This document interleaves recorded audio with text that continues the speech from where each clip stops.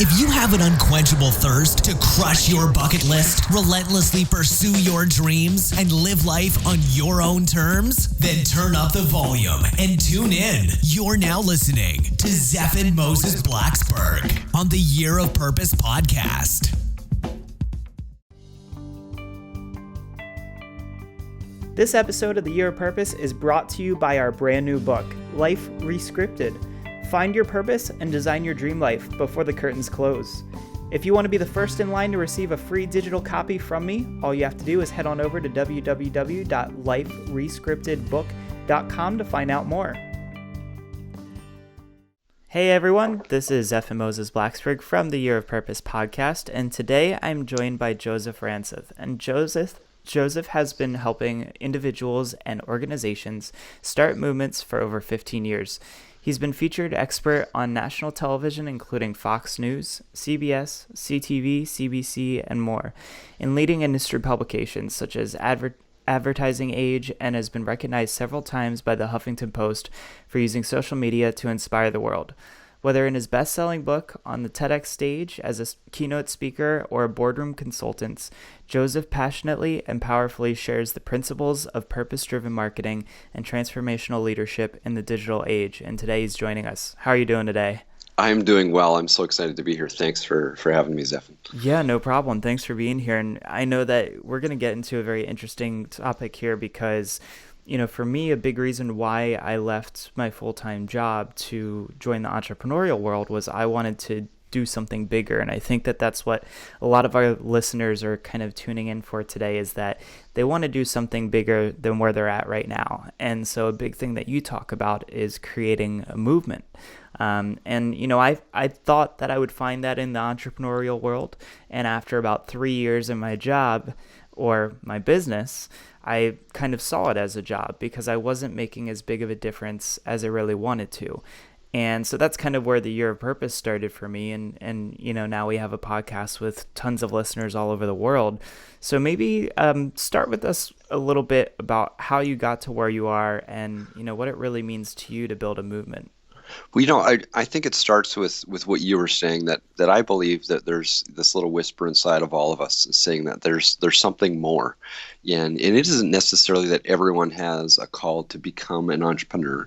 It isn't that necessarily everyone has this call to start a movement the way that Gandhi or Dr. King did. But I do believe that there is that whisper that says to us that we're meant to have a bigger impact than we're already having, that we're meant to give voice, to something inside of us, to have a more full expression of who we really are. And that's nature. You know, you look into nature and you see growth. You know, nature is always growing, and expanding. And for us, you know, we have that drive. It's part of our human nature to want to do something meaningful, to want to have some sort of an impact. And for some, you know, we anchor that to money or profits. Others, you know, anchor that to, you know, philanthropy or giving back. And I don't think it necessarily matters exactly how we do it, as long as we are kind of giving that voice to the best inside of us. And that really, you know, is kind of a perfect catalyst for how I got into the work that I do. I had started in internet marketing, years ago, and back in 1999. And what I found is I had this kind of ping pong game going on, mentally as well as physically, of, you know, between what I did to make money, and then what I did to find meaning. And I would, I'd do a big, marketing campaign, a big project, make a bunch of money, and then I would go and volunteer for a couple of months and do something. And then I realized, I need to go make some more money. And I kind of flip-flop back and forth between those. And then one of my earliest mentors many years ago was Dr. Stephen Covey, who wrote 7 Habits of Highly Effective People.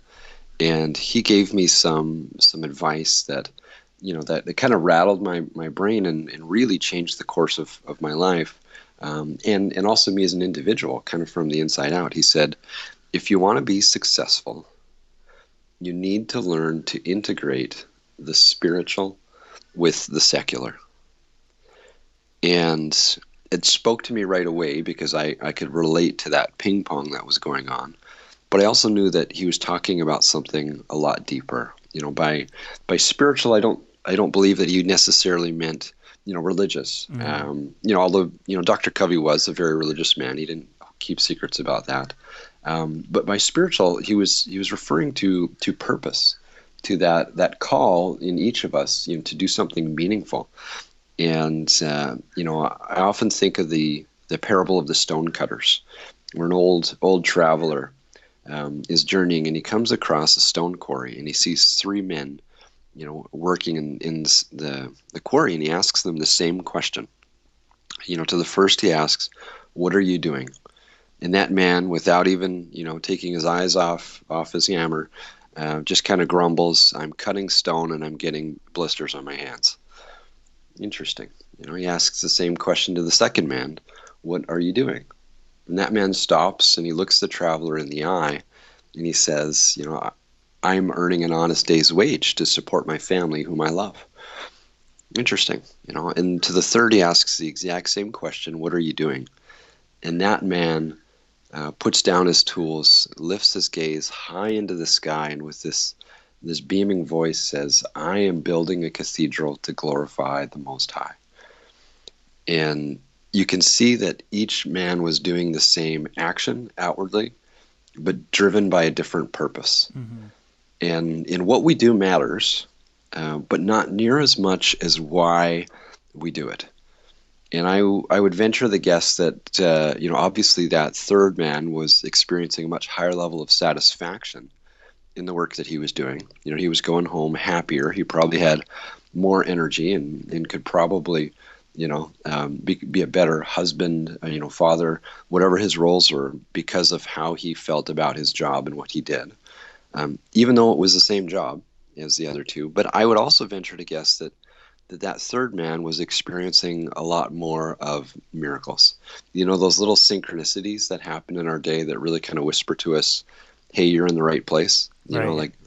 Those little magic moments that say, "I think I'm onto something." I bet he was experiencing those an awful lot more than the other two, if they were experiencing those at all. And I'd have to guess, though, is there any conflict between the first person versus the third person? Only because, I kind of think of it as I've worked tons of jobs in my life, and I've had employees that absolutely love what they do, and I've had employees that, absolutely hate what they do, but they're still there. And so is there ever any sort of conflict or battle of someone, questioning your purpose or your meaning or where it comes from, because they're just, the grunt worker who's just doing it because he has to do it? Well, what I find the important thing to remember is that conflict doesn't happen between people. Conflict happens within people. And if there was any conflict in a situation like that, it's going to be happening with the first person. It's not going to be happening between that first person and the third person. It's going to be happening within that first person, who maybe has some jealousy or some envy or some anger toward the person who's getting a higher level of satisfaction out of the same work. And they may feel, that they're in a victim space for some reason, whether they, consciously label it or not. But the reality is the only difference was really the state. And when we see other people and we are envious of them, it's not necessarily because of their, position or their possessions. It's because of the state that we see them in, that they are what we perceive to be, happier, in a better space. We think it's the money that they have or the fancy car or the big house. But really, when we think of why we want those things, it all comes back to we want that, millions of dollars because of how we think it will make us feel, the state it will put us in. Right. And despite what we think, it's usually not the true side of things. And, even if we were to get that, we certainly wouldn't be as happy as we thought we would be. It's kind of like how the lottery winners always, end up going bankrupt, a few years after they win the lottery. So kind of circling back real quick, you mentioned, this sort of miracle experience. And I thought I'd share that the other day I had a race with my rowing team. And we get there, and this is actually my first real race. So it's a big deal. I'm pumped up inside. And we get our bib numbers, much like you would get for a half marathon. And my particular bib number actually had my lucky number on it. It was the number of my youth group chapter that I was in when I was a kid, that I volunteer with now, and a very important number in my life. And I saw that as kind of a smaller miracle, or a sign that, I'm in the right place at the right time doing the right thing, and that this is everything that I could ever ask for. And that was a very unique experience, but I think oftentimes people miss out on that because they're not in the right mindset, or they're not present. Mm-hmm. And so I'm curious to hear from you, in this idea of creating a movement, how much does this require us to be present and actually aware of what's going on around us? That's a really good question, and I think you really hit on a couple of things that are really important there. One of them obviously is staying present, but the other is choosing our beliefs. And you could have, as you mentioned, saw that number and just dismissed it, but you chose, an empowering belief at that moment to say, like, I take this as a sign that that things are in flow right now. I'm choosing to interpret this in my favor, and that's really what purpose-driven people do. Studies have shown that people who think they're lucky end up having far more lucky experiences, and they end up being happier as well. They capitalize on more opportunities, and often we look for the perfect circumstance to empower us, when the reality is it's our belief, it's our state that really empowers us and can help us make the most of a situation. And it doesn't matter if our beliefs are true necessarily.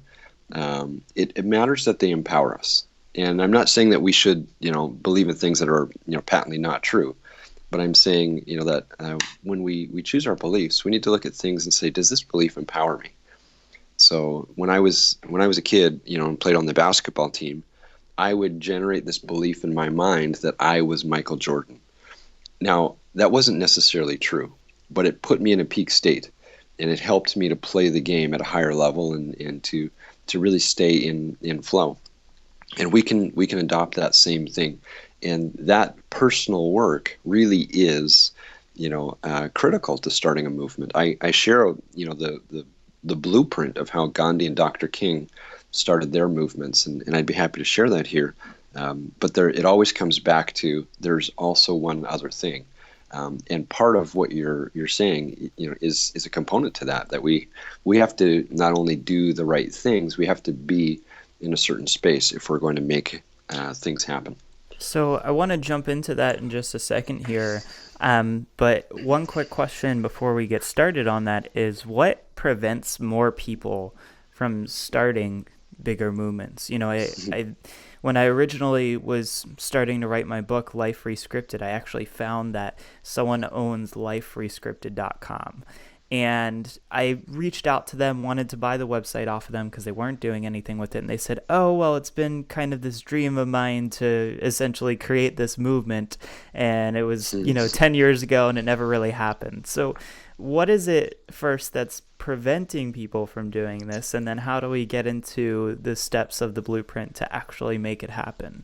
Yeah, well, there are two main things. I think one is fear. And fear will come up in a couple of ways. Fear that we'll fail and look bad, or fear that we may actually succeed and not know how to deal with that.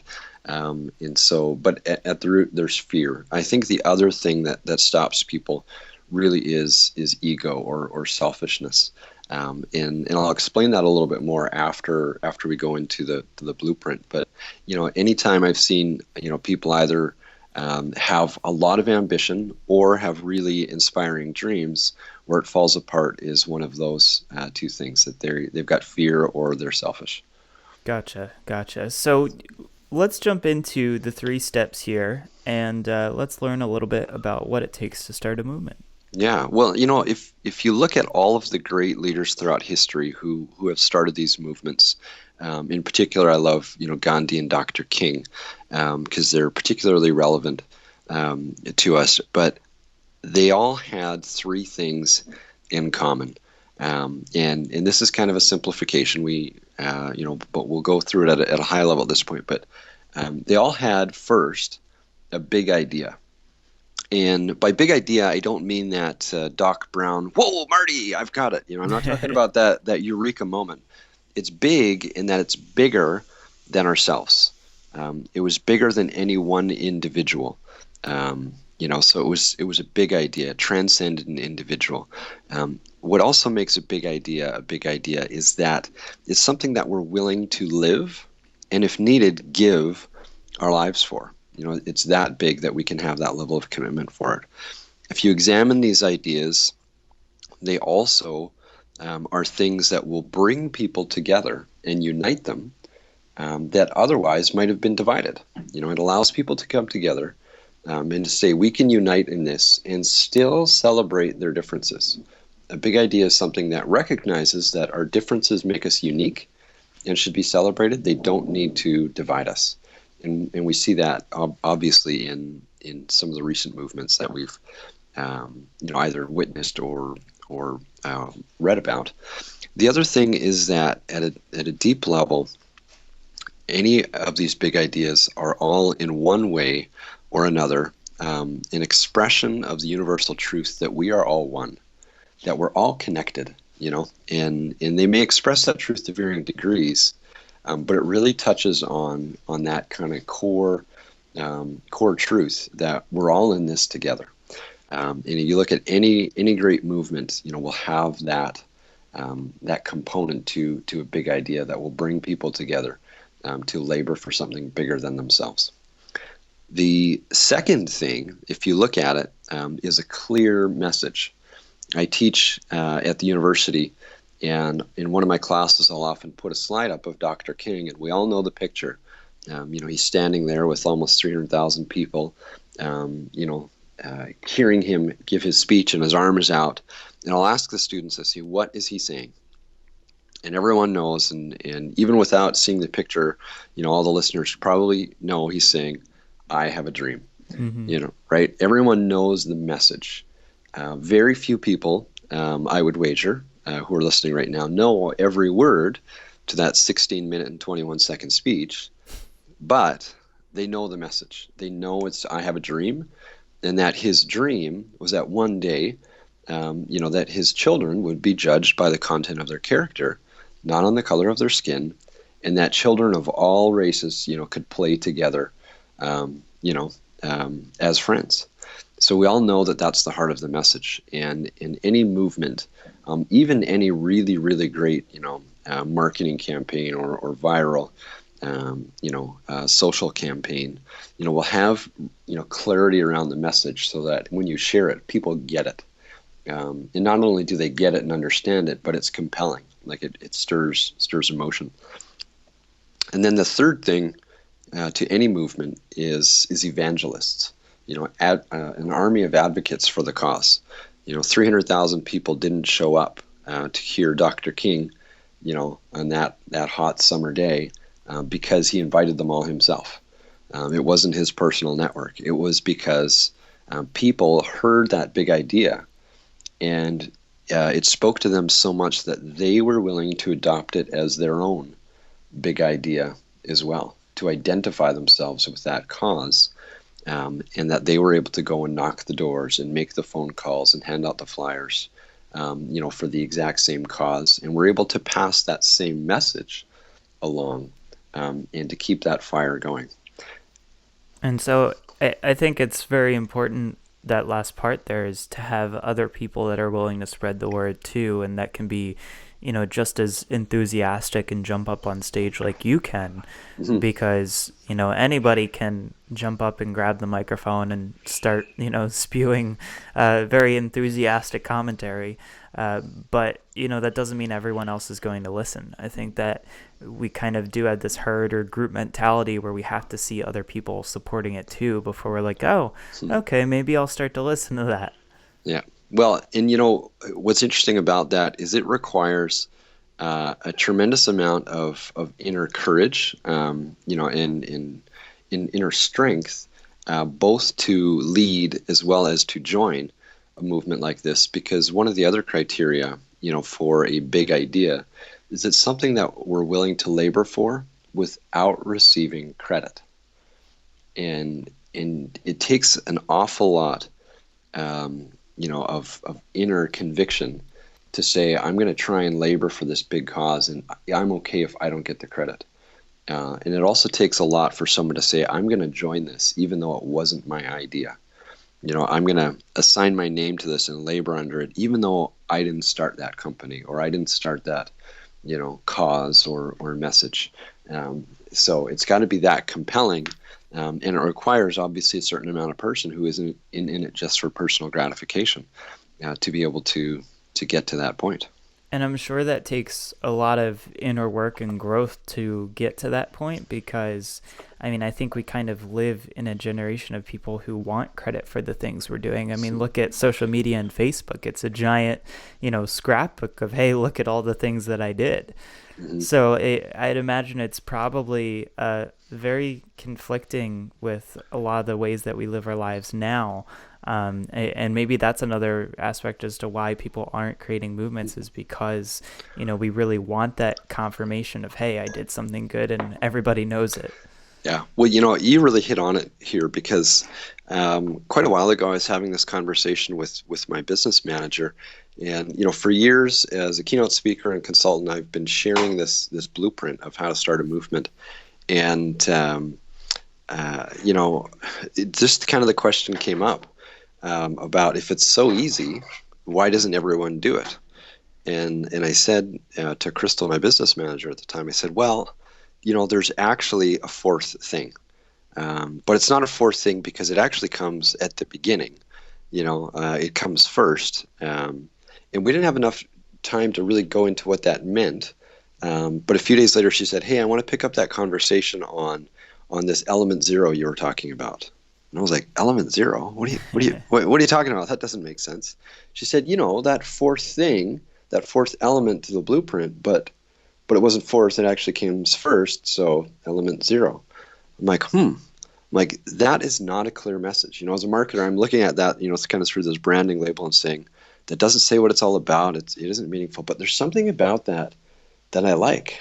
I said, that's interesting. So I went on to explain to her, that it was about that personal growth, that personal power that Gandhi, that Dr. King were able to possess because of the inner work that they did.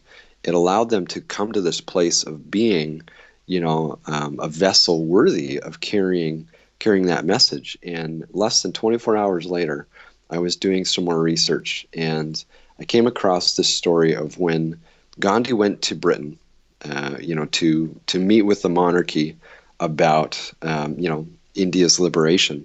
A journalist asked Gandhi, they said, what is your secret?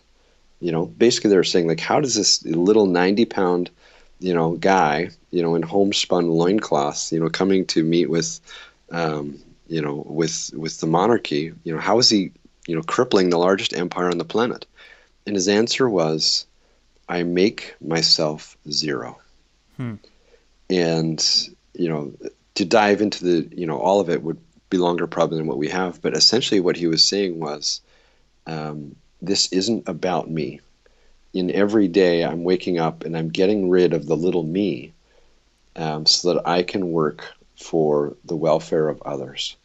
And that element zero, that fourth thing, really is not only the power that we develop personally, but the purpose of letting go of selfishness, of arriving at a place that we're so filled with love and so motivated only by love for others, that we completely abandon whatever we think we might, get out of it, or whatever our personal desires are, that we're so committed to saying, I'm doing this for the well-being of others.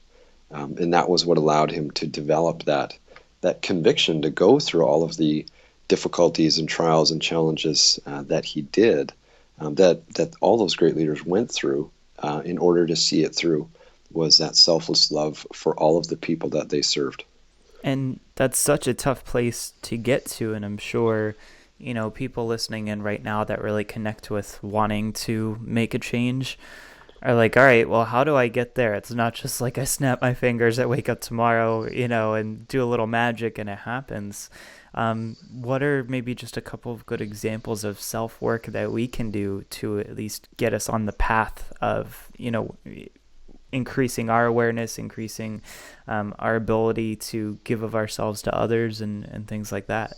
Yeah, well, I think a couple of things come to mind, and the first is, you can't fill anyone else's cup unless your cup is full.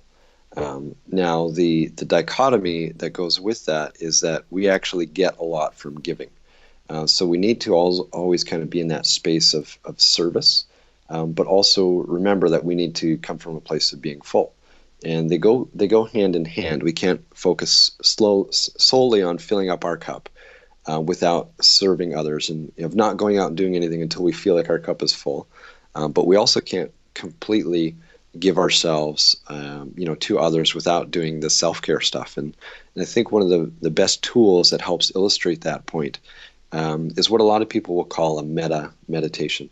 And really, this is, in the morning or whenever, but, starting off the day is a great way where you just kind of sit, close your eyes, get into whatever kind of comfortable meditative state you can, and imagine, this light, this pure love, either coming into you or springing from within you, and see it start in your heart and fill that up and expand out through your whole body.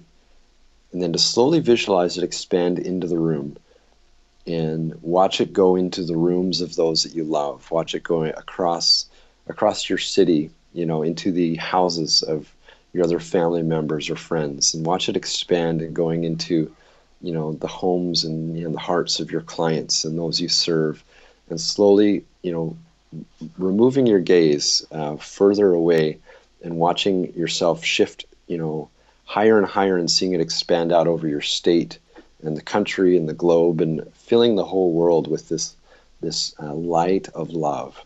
And that is such a great way, obviously, to put yourself in a beautiful state, of love and mindfulness for others.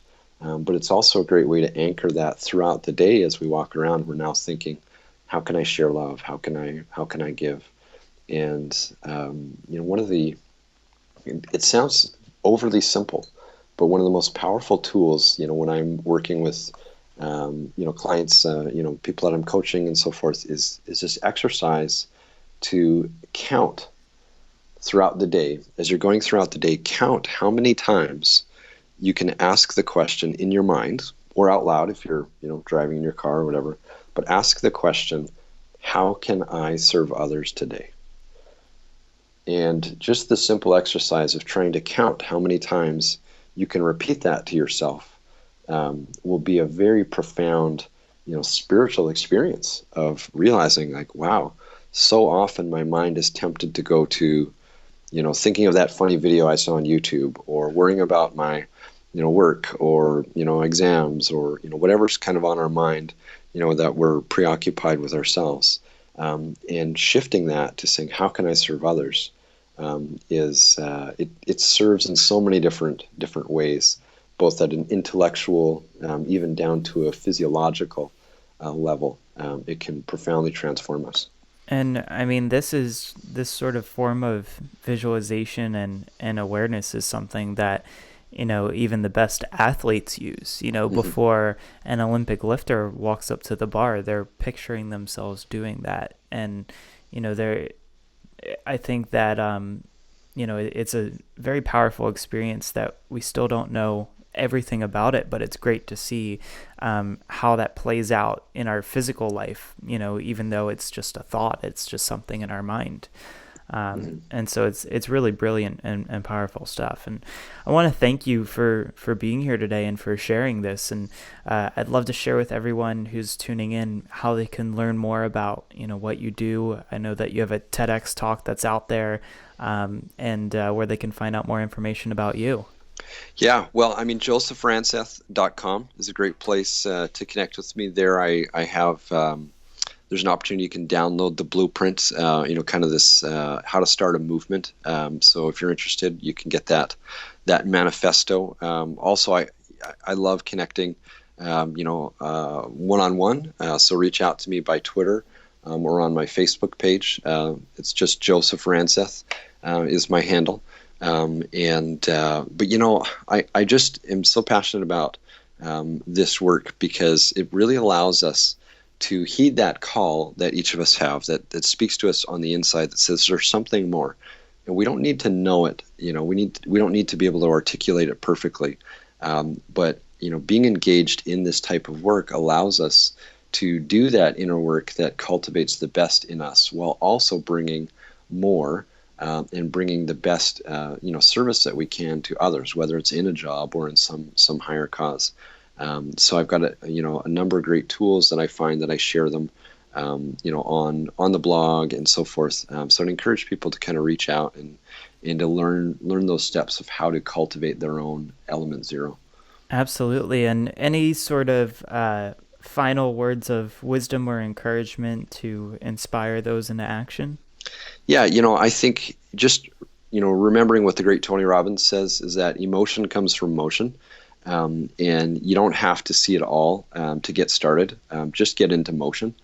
Start taking some action. And if you're still trying to find out what you love, just do a bunch of things. Just try different things. And, a lot of times we have this idea in our mind of what we think we'll love, that, oh, my life would be great if this, when I graduate and I can do this job, then I'll feel great. But all of those are still at best speculation. We need to do with what we know makes us feel great, and we know that when we're in the moment with it. So find things, get in the moment, get busy, and then listen for those little nudges and confirmations that say, hey, this feels good, doesn't it? Maybe you're in the right place. Yeah, absolutely. Well, Joseph, this has been a great talk, and thank you so much for being here today and spending some time with me, and definitely looking forward to keeping in touch. It's my pleasure to be here. Thanks so much, Stefan. This episode of The Year of Purpose is brought to you by our brand new book, Life Rescripted. Find your purpose and design your dream life before the curtains close. If you want to be the first in line to receive a free digital copy from me, all you have to do is head on over to www.liferescriptedbook.com to find out more. I've discovered what I think is the world's most effective process to design your path in life. It'd be a shame if I didn't share it. In Life Rescripted, you will discover the number one strategy for determining your life purpose and how you can start a new path today, the 5X life hack rule for accomplishing your dreams and designing your life on your own terms 5 times faster, the ultimate solution for fear and how you can leverage it right now to make this year your best year yet, and so much more. Reserve your spot in line to get a free copy at www.liferescriptedbook.com, and I will see you in the next episode.